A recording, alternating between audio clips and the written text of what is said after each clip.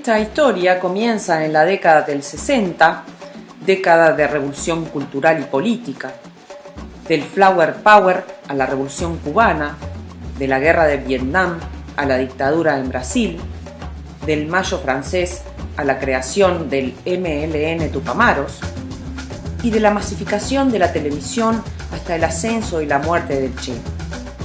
Ruptura general de paradigmas que se manifiesta en las artes, la música, la poesía o el cine.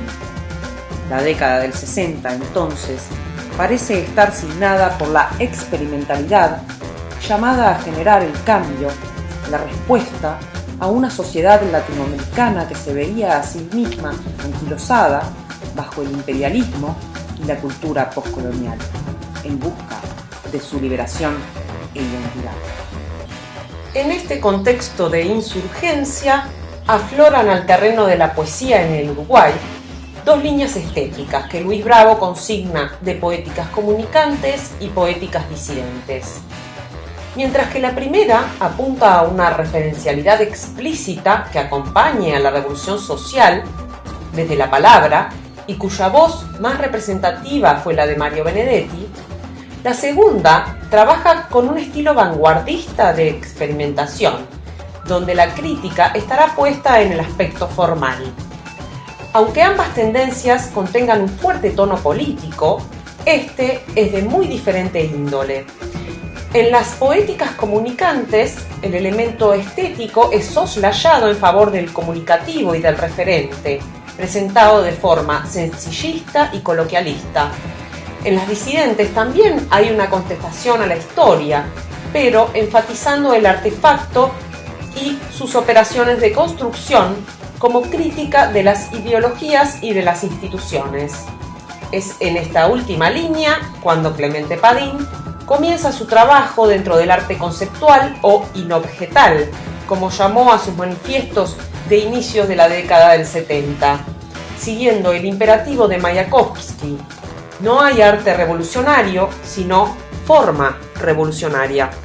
¿Qué entendemos entonces por arte conceptual? Es una nueva forma de concebir el arte que surge en la década del 50 y que, según Luis Kamnitzer, consiste en enfocar la obra en el campo de las ideas, desvinculándola del soporte que la contiene. El arte se desmaterializa intensificando el mensaje, que se escinde del código o soporte que construye la obra.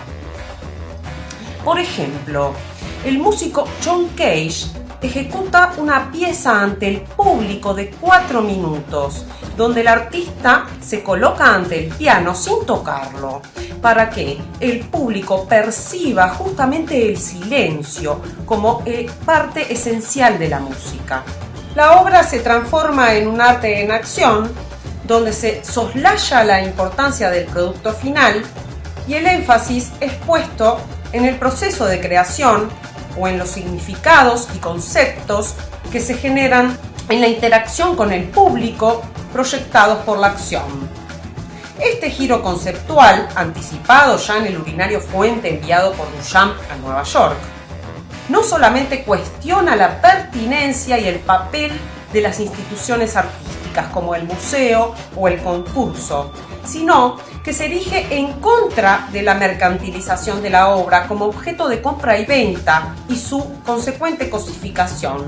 En la publicación de la revista Los Huevos del Plata en 1965, Clemente Padín comienza a recepcionar estas nuevas líneas del contexto regional e internacional, como el concretismo brasileño de Noy Grandes, la poesía de los beatniks norteamericanos o el letrismo francés. Dentro del arte en acción también encontramos a la performance, el happening y distintas formas que implican la presencia del cuerpo del artista como parte de su mensaje y que trabajan con la hibridación y la interdisciplinariedad de lo colectivo.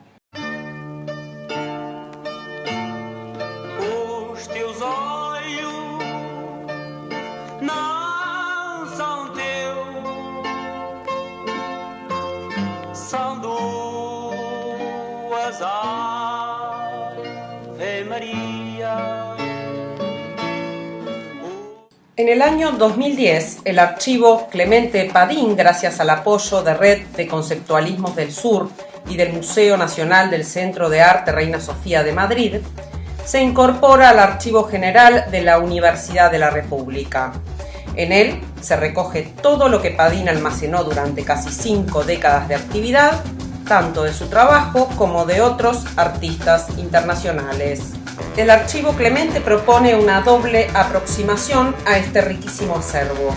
Por un lado, exhibe la obra experimental de Padín, la casi totalidad de su destacadísima actividad editorial, las más relevantes piezas de poesía visual y videos de sus performances, y las de sus numerosos amigos artistas, privilegiando las principales figuras latinoamericanas del ámbito verbo visual y arte correísta. Por el otro, la exposición recorre la historia del mismo archivo, incluida su trágica eliminación durante la dictadura y su posterior reconstrucción. A finales de los 60, coincidiendo con el cierre de Los Huevos del Plata, Padín comienza a experimentar con lo verbo visual, que se volverá enseguida una de sus formas expresivas preferidas.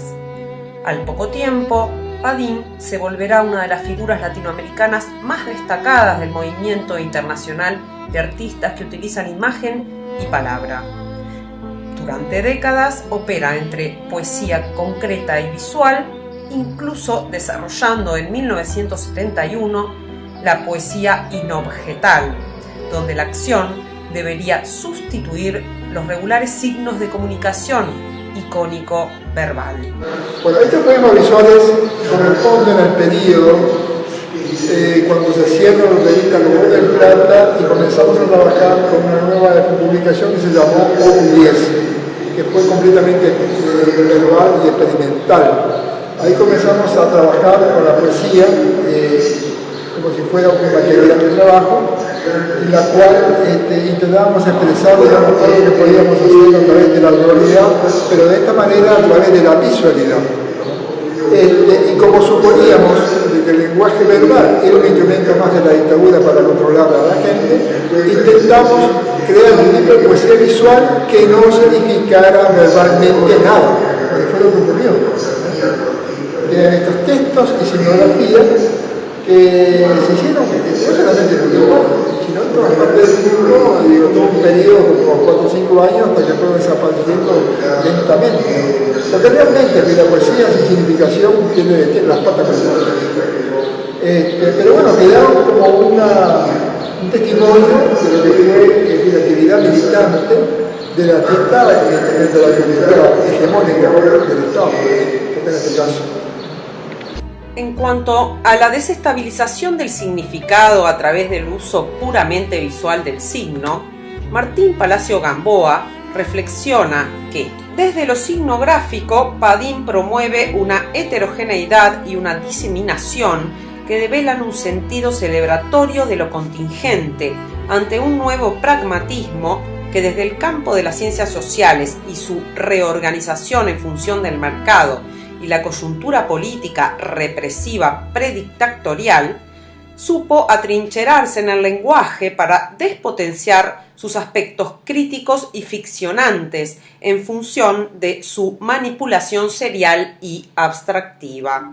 Los poemas visuales semánticos comienzan a ser elaborados a fines de los 60 y con cierta profusión cuando se lleva a cabo, junto a otros poetas experimentales del Cono Sur, como Edgardo Antonio Vigo de Argentina y Guillermo Deisler de Chile, el desarrollo del arte correo. Si bien estos trabajos fueron publicados en fanzines, antologías varias y pliegos sueltos, se los agrupa, aunque no todos, en 2011 a través de Ediciones Babilonia de España, en su colección Pliegos de la Visión número 33. ¿Hacia dónde podría seguir evolucionando lo que es la poesía visual? Bueno, ha evolucionado, sí, ¿no? Y en aquella época aún no conocíamos la posibilidad del soporte digital. Y hoy día sí, hoy se está aprovechando al máximo todas las posibilidades expresivas que ofrece la computación. con los textos, con las animaciones, con el sonido. Bueno, entonces tomo esta simbología, la armo ahí en un texto y después ficcionalmente lo traduzco en esto otro, ¿no? Que también son formulaciones visuales. Sí, pero de la cultura occidental, ¿no? Exactamente, ¿no? Y las fechas, eso es clave, ¿no? Y la fecha de 1500 al 2005, en fin, está claro ya el sentido. A partir de la década del 70 comienza a trabajar en el arte en acción y la performance, publicando sus manifiestos inobjetales. Allí parte de la idea de que el arte le brinda al espectador un sustituto de la realidad para que éste pueda escapar de ella, cuando debería ser lo que el hombre hace en relación directa con lo que lo rodea y no en relación a un sistema representativo de esa realidad. Su lenguaje será entonces el de los hechos, el lenguaje de la acción, cuyo signo es el acto que, como significante, opera sobre la realidad y, como significado, opera sobre la ideología, dependiendo su grado de información de la intensidad de la acción. ¿Qué quiere decir la obra es el acto? Bueno, este tipo de obra lo que intenta es ejemplificar prácticamente lo que significa una organización artística, ¿verdad? En aquella época estaba trabajando duramente por establecer algo así como un lenguaje de los signos de la acción, o sea, de la performance, para darle cierta legitimidad en cuanto a su uso como una formación artística nueva. Y se me ocurrió esta obra entonces, en la cual claramente se expresa de que la obra no es el nudo, sino que es el acto que te impulsa a realizar, ¿sí o no? Porque lo que se buscaba era el compromiso de la gente, que la gente se sumara a la acción. Y esta es una manera, digamos, un poco indirecta y artística de expresar ese concepto, ¿no? Y la gente viene, o sea, desata el nudo y ya ve la consecuencia de su propio acto, ¿verdad? Claro, como bien, como yo me inspiré además en el arte brasileño, este pinabora se llama Gastão Gastou, ¿no? Que en portugués significa gastó, ¿no? Es como si fuera una pila, la obra de arte que vos la consumís con el acto y ya desaparece la obra. Perfecto. Es fantástico, como concepto está muy bien expresado. Claro, que hay que ponerlo de nuevo para que la gente siga insistiendo con esa obra, ¿no? Con el acto. Eso es lo que se buscaba. Bueno, y yo además escribí un libro de la representación a la acción, que fue publicado en Francia en 1975, que justamente intentaba, con cosas como estas, de establecer entonces una pragmática de norma para el lenguaje de la acción, ¿verdad? Bueno, y la obra se publicó y bueno, pero después cuando caigo preso, me perdí, digamos, toda posibilidad de difundir esos contenidos, y recién en el 2010 fue republicado en español en El Plata de la Argentina, ¿verdad? Os teus olhos não são teus, são duas Ave Maria.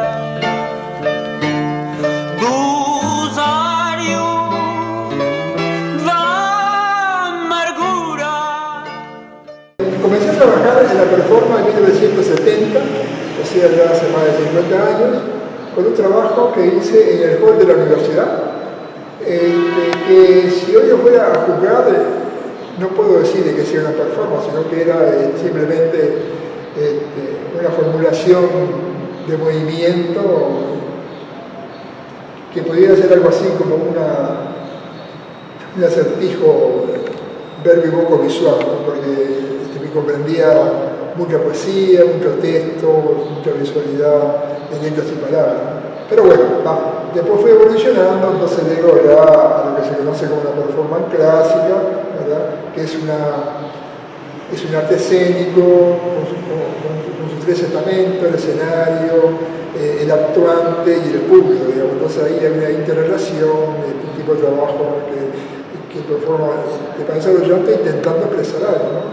Y después el público lo va interpretando de acuerdo a su nivel de posibilidades de comprensión, por la edad, el género, la formación intelectual, etcétera, etcétera. Bueno, y seguía siendo, digamos, hasta que la salud me lo impidió. Ahora prácticamente hace como 10 años que dejé de hacerlo, pero bueno, ya quedó, ¿verdad? Ahí ya, yo creo que todo lo que hice fue suficiente. En casi todos los casos integraba lo que nosotros conocíamos como los acontecimientos artísticos sociales. No nos atrevíamos a llamarlo film performance porque la suma de los elementos políticos y sociales superaba largamente, digamos, todos los elementos estéticos o artísticos, ¿no? Pero hoy día, visto por la distancia, uno percibe, digamos, que los elementos estéticos tienen su fuerza, tienen su peso, entonces es posible llamarlo artes, ¿no? Pero en aquel momento decíamos claramente, ¿no? Esto no es arte, esto es movilización, porque tomábamos un tema que estuviera, digamos, en el seno de la vida política social de Montevideo, de igual, y lo desarrollábamos artísticamente a través de la acción, ¿no?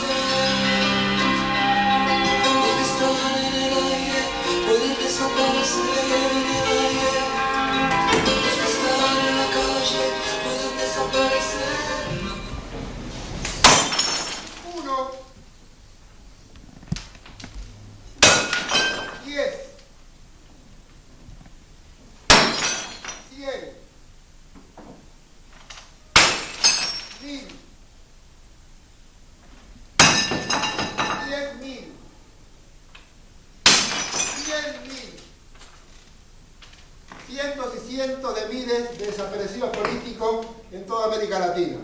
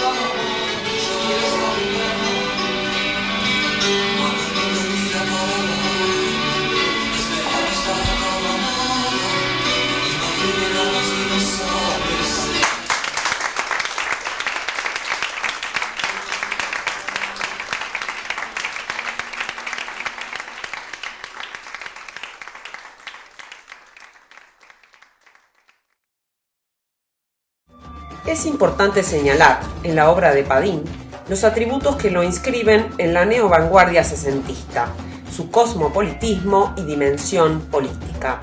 En cuanto al primero, a pesar de la dificultad de los países del tercer mundo para interconectarse entre sí, el autor se relacionó con sus contemporáneos latinoamericanos, tanto como europeos, vínculo que se ejerció mediante la práctica hacia fines de los 60 del arte correo.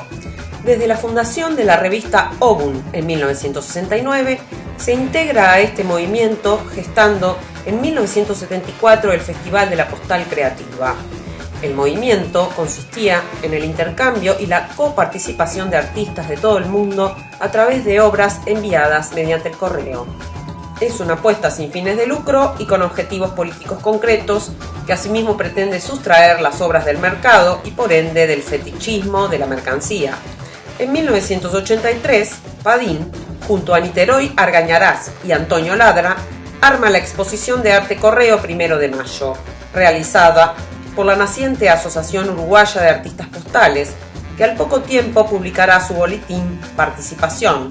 En los siguientes 5 años, luego de la incorporación de Jorge Caraballo y la vuelta a la democracia, se organizan una docena de muestras más.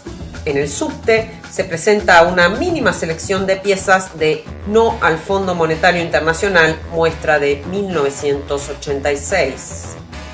Porque conviene, digamos, acotar, digamos, que el arte correo forma parte de lo que se conoce como el arte conceptual, que pone por adelante la idea en el objeto. ¿Cómo funciona el arte correo en la práctica? En la práctica hemos establecido una serie de normas clásicas, que ahora se conoce como clásicas, que es de que todas las obras deben llegar por el correo, no personalmente, de que debe ser con el soporte del correo oficial de cada país, ¿no? Otra, después de las exposiciones, las obras no se venden, simplemente se usan, se muestran como movilizaciones. Hay una frase muy clara que es Money al bailar don't miss. El arte correo y el dinero no se mezclan. Que corresponde a artistas extranjeros, ¿verdad? Digo, sobre todo a los que integraban la primera red, digamos, de comunicadores latinoamericanos a fines de los 60. Edgardo Antonio Vigo, de La Plata, Argentina, Guillermo Deide de Chile, Damaso Gas de Venezuela, Graciela Gutiérrez Mars de la Argentina, Pablo Bruschi y cientos y cientos más de artistas. Bueno, cientos no diría cientos, pero cerca del centenar de artistas latinoamericanos que efectivamente trabajaban con la interactividad, ¿no? Y a través del trabajo de las redes. Ahí tú puedes ver más adelante una muestra de arte correo que hicimos en la calle, un 1 de mayo, denunciando al Fondo Monetario Internacional. Acá puedes ver obras de los artistas, de Vigo, de Graciela Gutiérrez Mars. Esta fue una tarjeta que hizo Guillermo, reclamando nuestra libertad, para sumarse, digamos, a toda la movilización mundial que hubo, que juntaron miles de firmas para que nos liberaran. Y esta fue la obra que hizo Guillermo Vélez cuando ya estaba él mismo exiliado en Bulgaria, en Plovdiv. A lo largo de la década que transcurre entre 1965 y 1975, Padín sostiene las revistas de neovanguardia Los Huevos del Plata, Obun y Obun 10. Junto al grupo de los Achepientos en la primera etapa, la publicación se lanza a la búsqueda de una estética antiliteraria que confrontaba algunas de las líneas propugnadas por la generación del 45. Revistas de varios periodos diferentes. Está la primera revista, Los Huevos del Plata, este sector, ¿verdad? Acá, este otro de acá, que fue el periodo, digamos, en el cual fue algo así como un tema de enfrentamiento con la generación anterior, con la que tuvimos que luchar para lograr nuestro propio espacio. no te olvides de que la edición del 45 era muy prestigiosa, con grandes figuras como Ángel Rama, con Benedetti, con Carlos Zanetti. Claro. En fin, era una generación, y lo sigue siendo, brillantísima, ¿no? Y nosotros aparecíamos fin de atrás como niños mal educados que estábamos buscando un pequeño espacio, porque ellos controlaban todos los espacios. Claro. Las imprentas, la galería, los espacios de prensa, todo. ¿Eran conscientes ustedes de que había un Sí, enfrentamiento claro. generacional? Incluso hicimos un número especial de los huevos de plata, al cual le cambiamos el nombre y le pusimos la vaca sagrada, para connotarlos como vacas sagradas a ellos. En general, la tendencia de la revista toma la dirección del humor parricida, el surrealismo y el neovanguardismo, publicando textos como Howl de Ginsberg, por ejemplo. Se realiza allí una apertura de líneas estéticas, proceso que será abortado con el advenimiento de la dictadura, y una crítica al conservadurismo cultural de la izquierda que representó la crítica marxista. Mirá la fecha, fue en diciembre del 66. O sea que no fue post-gloria de los Beatles, sino cuando estaban saliendo. Bueno, tomamos en fin canciones de los John Lennon y de Paul McCartney y las tradujimos, además acá en este número. Muy interesante. Los H. Pientos eran el grupo que tenías HP. junto. Claro. ¿Verdad? Huevos, plata. Claro. HP. Bueno, también hijo de puta, no sé, un montón de... En el segundo periodo de la revista, entre 1969 y 1975, cuando se llame Obum y Obum 10, primará lo visual sobre lo verbal. En 1977, Padín es procesado por el régimen de facto debido a su activismo en el arte correo y condenado a prisión domiciliaria, hecho con el cual se cierra una etapa de fervor artístico donde la obra apostaba por una factura revolucionaria, acorde a su contemporaneidad y compromiso.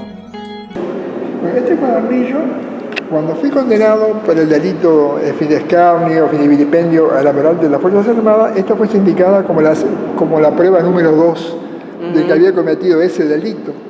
Y a mí se considera el número, ¿no? Bueno, esas 5 librillos, fue lo único que me devolvieron cuando se llevaron todo el archivo, ¿no? Cuando cae la dictadura, después no me devolvieron nada, salvo esas 5 cuadernillos que aún los conservo, ¿no? Y está muy bien de que lo haya puesto acá Ricardo, porque queda como un ejemplo viviente, ¿no? de lo que me ocurrió, ¿no? Está fantástico. Sí. Bueno, esta es un librillo que hicimos con Jorge Caraballo, ejemplificando todas las obras que hicieron fuera del país y las firmas para recuperar nuestra libertad. Todas las muestras gráficas que se hicieron, notas y cartas que enviaron y todo eso, están acá. Todo esto entonces está custodiado por el archivo de la universidad. Sí, por supuesto, sí, todo. Ajá.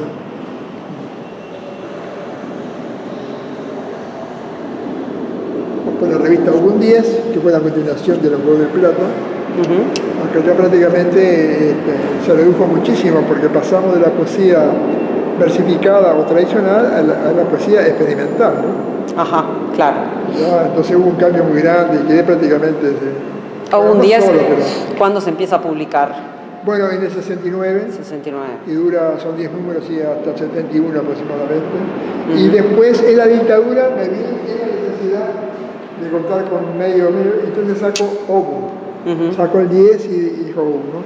Pero aprovechándome de lo que son las redes internacionales y todo eso, yo solicitaba a todos mis amigos de que me mandaran 500 hojas de tamaño oficio. Ellos me la mandaban y yo los armaba, ¿viste? ¿Verdad? Y le ponía un par de tapas, 2 ganchitos, como puede ver, y ya estaba pronta la revista, o sea, de que prácticamente me salía gratis. Esto es conceptualismo, era puro, ¿no? Ya dejó de ser poesía, entonces ya es una obra conceptual. Claro. Hay una zona, digamos, de presentación, ¿verdad? Que es el instrumento, el fuego, y la acción sobre una palabra, que es revolución. ¿Verdad? Como que el objeto interviene sobre la idea, y la quema. Claro. Bueno, y en cada página entonces encontrás un instrumento diferente. Acá, por ejemplo, hay una cinta adhesiva que vos la venías encima acá de la palabra, que era revolución, digamos, y terminó en todos los casos. Esto va así, ¿no? Que fue el 74, mirá la fecha, ¿no? Esta es la obra físico-conceptual que se publicó allá en Italia, pero ya es más plástica, ¿no? Bueno, acá puedes ver que ya los editoriales de Opus 10 eran prácticamente visuales. Claro. Y trata de una obra muy similar a me la Gastón, ¿no? Porque ¿qué le estamos pidiendo acá al sector? De que arranque eso y que le prenda fuego al fin a la botellita. Claro.